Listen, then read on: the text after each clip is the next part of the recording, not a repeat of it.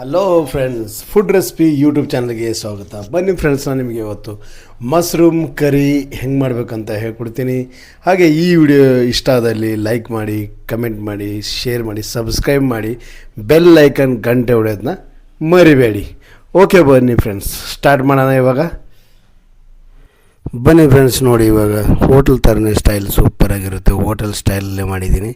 ನೀವು ಒಂದು ಸಲ ನಿಮ್ಮ ಮನೆಯಲ್ಲಿ ಟ್ರೈ ಮಾಡಿ ನೋಡಿ, ಸಖತ್ತಾಗಿರುತ್ತೆ, ಸೂಪರಾಗಿರುತ್ತೆ. ಇವಾಗ ನಾನು ಒಂದು ಅರ್ಧ ಕೆ ಜಿಯಷ್ಟು ಮಶ್ರೂಮ್ ತೊಗೊಂಬಂದಿದ್ದೀನಿ. ಮಶ್ರೂಮ್ ತಂದು ಅದರಲ್ಲಿ ನೀಟಾಗಿ ತೊಳ್ಕೊಂಬಿಡಿ ನೀರಲ್ಲಿ ಕ್ಲೀನಾಗಿ, ಯಾಕಂದರೆ ಎಲ್ಲೆಲ್ಲಿಂದ ಬಂದಿರುತ್ತೆ ಅದು.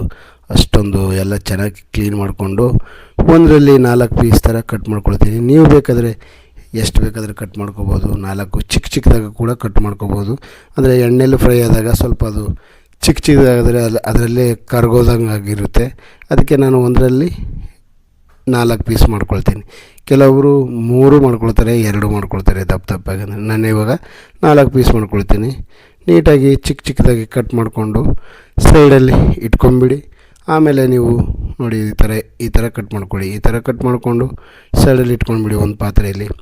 ಆಮೇಲೆ ನಾವು ಏನು ಮಾಡಬೇಕು ಅಂತಂದರೆ, ಒಂದು ಸ್ವಲ್ಪ ಟೊಮೊಟೊ 1-2, ಆಮೇಲೆ ಈರುಳ್ಳಿ, ಒಂದು ಸ್ವಲ್ಪ ಕೊಬ್ಬರಿ, ನೋಡಿ 1-2 ಟೊಮೊಟೊ ತೊಗೊಂಡಿದ್ದೀನಿ. ಟೊಮೊಟೊ, ಆಮೇಲೆ ಈರುಳ್ಳಿ, ಆಮೇಲೆ ಒಂದು ಸ್ವಲ್ಪ ಕೊಬ್ಬರಿ ತೊಗೊಂಡಿದ್ದೀನಿ. ಅದನ್ನೆಲ್ಲ ಮಿಕ್ಸಿಗೆ ಹಾಕ್ಕೋಬೇಕು. ಆಮೇಲೆ ಕೊತ್ತಂಬರಿ ಸೊಪ್ಪು, ಆಮೇಲೆ ಒಂದು ಸ್ವಲ್ಪ ಬೆಳ್ಳುಳ್ಳಿ, ಒಂದು 4 ಎಸಳು ಬೆಳ್ಳುಳ್ಳಿ, ಆಮೇಲೆ ಒಂದು ಸ್ವಲ್ಪ ಶುಂಠಿ. ಇದನ್ನೆಲ್ಲ ತೊಗೊಂಡು ಮಿಕ್ಸಿಗೆ ಹಾಕ್ಕೊಳ್ಳಿ. ಮಿಕ್ಸಿಗೆ ಹಾಕ್ಕೊಂಡು ರುಬ್ಕೊಂಡು ಸೈಡಲ್ಲಿ ಇಟ್ಕೊಂಡ್ಬಿಡಿ. ನೋಡಿ, ಇದರಲ್ಲಿ ಬೇಕಾದರೆ ನೀವು ಪುದೀನ ಕೂಡ ಹಾಕೋಬೋದು. ನೋಡಿ, ನಾನು ಇವಾಗ ಮಿಕ್ಸಿಗೆ ಹಾಕ್ಕೊಂಡು ಸೈಡಲ್ಲಿ ಇಟ್ಕೊಂಡ್ಬಿಟ್ಟಿದ್ದೀನಿ. ಹಾಗೆ ಒಗ್ಗರಣೆಗೆ 1 ಈರುಳ್ಳಿ, ಆಮೇಲೆ ಒಂದು ದಂಟು ಕರಿಬೇವು ಸೊಪ್ಪು, ಆಮೇಲೆ ಒಂದು ಸ್ವಲ್ಪ ಶುಂಠಿ ಪೇಸ್ಟ್. ಎಣ್ಣೆ ಬಿಸಿ ಆದಮೇಲೆ ನೀವು ನೀಟಾಗಿ ಎಣ್ಣೆಯಲ್ಲಿ ಫಸ್ಟು ಶುಂಠಿ ಬೆಳ್ಳುಳ್ಳಿ ಪೇಸ್ಟ್ ಹಾಕ್ಕೊಂಬಿಡಿ. ಶುಂಠಿ ಬೆಳ್ಳುಳ್ಳಿ ಪೇಸ್ಟ್ ಹಾಕ್ಕೊಂಡಾದ್ಮೇಲೆ ನೋಡಿ, ಶುಂಠಿ ಬೆಳ್ಳುಳ್ಳಿ ಪೇಸ್ಟು ಹಾಕ್ಕೊಂಡು ಆಮೇಲೆ ಈರುಳ್ಳಿ ಹಾಕ್ಕೊಂಡ್ಬಿಡಿ.